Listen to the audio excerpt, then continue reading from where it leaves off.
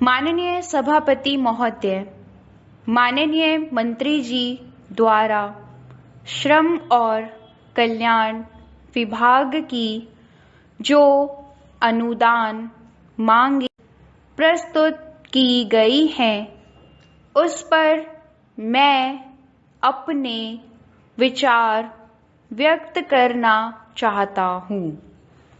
उसमें मैं केवल कल्याण विभाग पर ही अपना अधिक ध्यान दूंगा, खासकर उस आदिवासी उपयोजना क्षेत्र में जहां पर काफ़ी कल्याण योजनाएं चलाई जा रही हैं।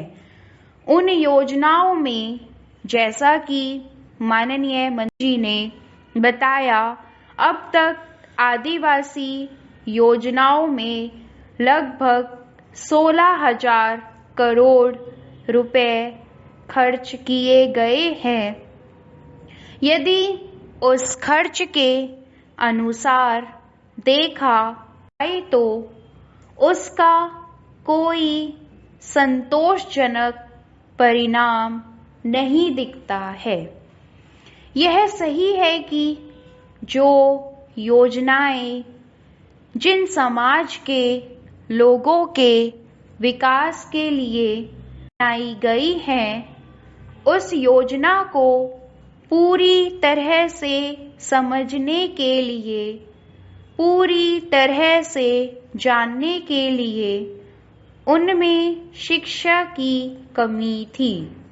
शिक्षा की इस कमी को दूर करने के लिए कौन सी योजनाएं लाभदायक होंगी, इसकी तरफ आपने कोई ध्यान नहीं दिया और जो योजनाएं बनी भी, उन योजनाओं के बीच भी बिचौलियों ने ही रुकावट डाली और इन योजनाओं में जिस ढंग से लाभ मिलना चाहिए था, उस ढंग से इसमें लाभ नहीं मिल पाया।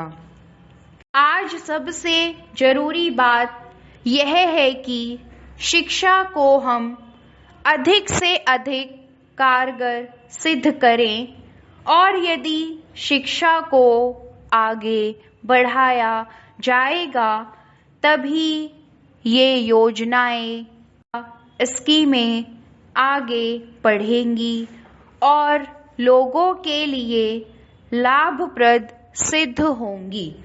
नहीं तो ये योजनाएं सिर्फ कागज में ही दर्ज होंगी और इसका लाभ जनता को नहीं मिल सकेगा।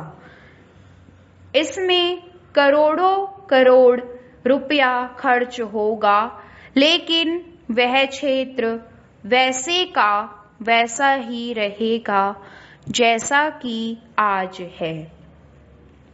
इसलिए ये जरूरी है कि शिक्षा के ऊपर भी विशेष रूप से ध्यान दिया जाए।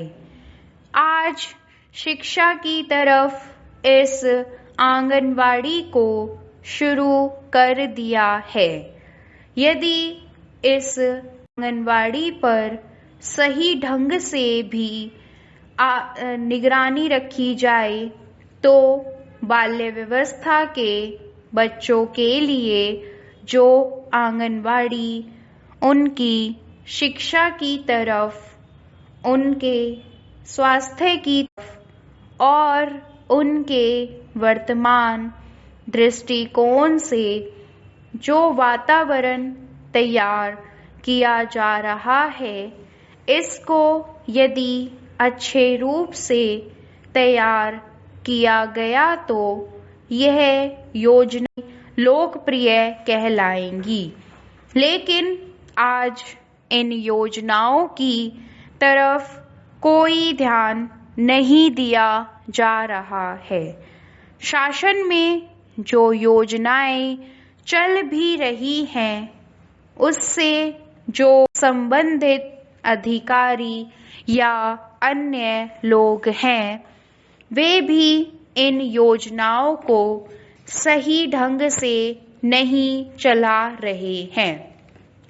माननीय सभापति महोदय, इन योजनाओं में भी आज को की, ग्राम की, पंचायत की, क्षेत्र की भागीदारी होनी चाहिए, लेकिन इसमें इनकी भागीदारी नहीं है।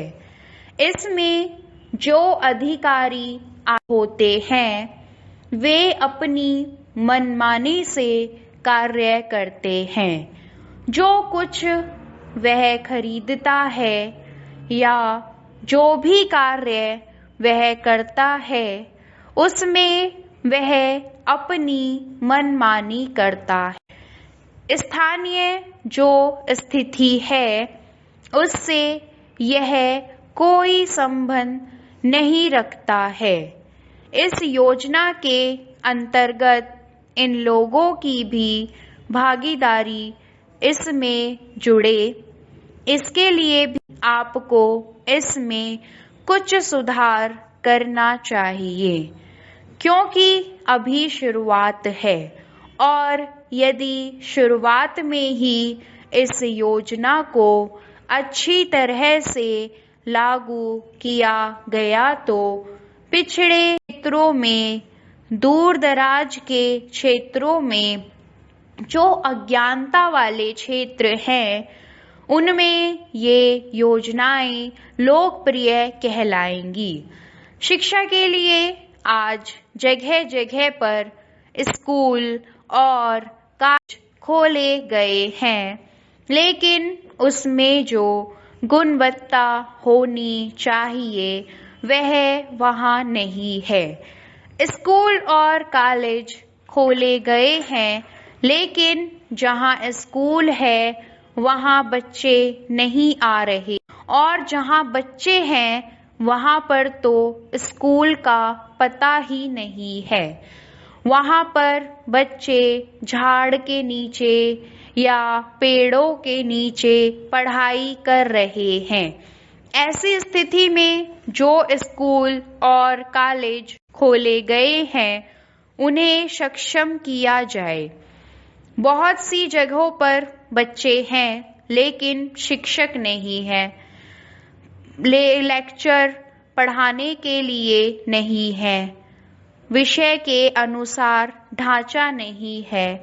बहुत जगह ऐसी है जहाँ पर एक गुरु है और उसके पास 5 कक्षाएं पढ़ाने के लिए हैं।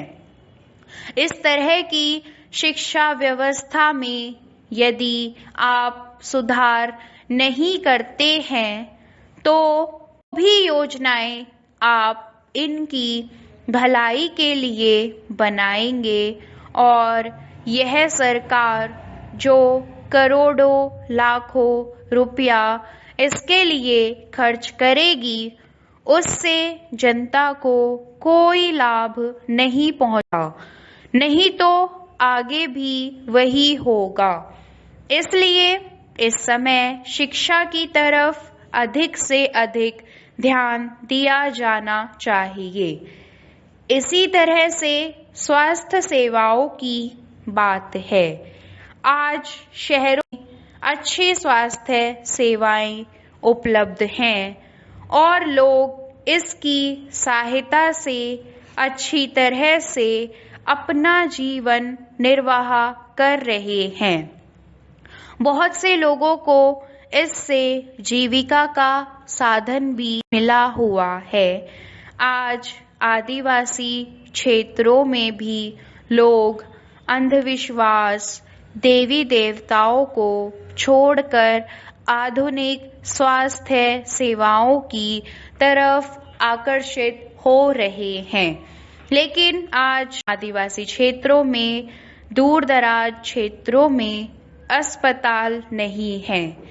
अगर अस्पताल हैं तो डॉक्टर नहीं है, कर्मचारी नहीं है, डॉक्टर हैं तो दवाइयाँ नहीं हैं।